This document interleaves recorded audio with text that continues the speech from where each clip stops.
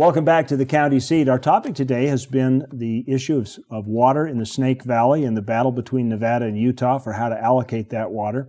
Are we breaking new ground with this kind of an agreement? I mean, or is this pretty old hat, or are there some unique characteristics that come into this particular agreement between the two states?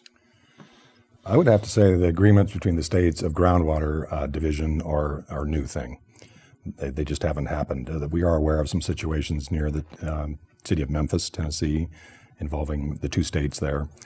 And in a litigation involved in that case, the Supreme Court of the United States said settlements like this, agreements like this, are the way to go. Yeah. I think there are a lot of things in the agreement that's been worked on that have been that will be favorable. There's a lot of environmental, I guess, checks you could say that are dealt with in the agreement.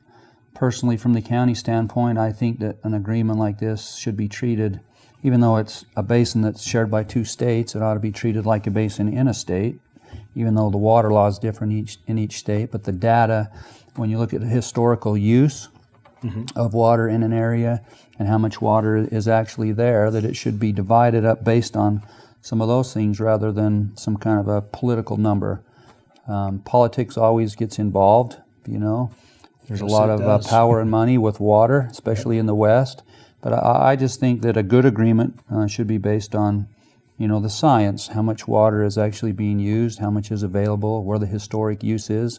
A lot of the Snake Valley sits in Utah, a larger portion of it, and most of the historical use of that water has been within the state of Utah. And I think that an agreement should be based on the historical use and where the use is today.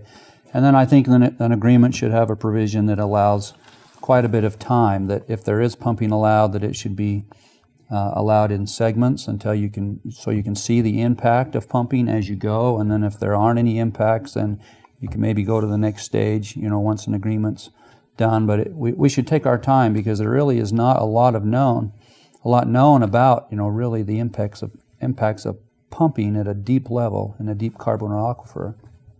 Whether that water is old or ancient, as they say, or how it is getting recharged, there's just not a lot of information, because it kind of is a new thing. You know, water is very important in the West, and most of the water, you know, that's surface water has been developed, and so all we have is groundwater left to develop, and there's a great need for water. And indeed there is, and so that's why this debate will probably go on. Well, thank you very much for joining us on the county seat today. And if you'd like to find out more information about this topic, you can go to our website, thecountyseat.tv. We'll see you next week.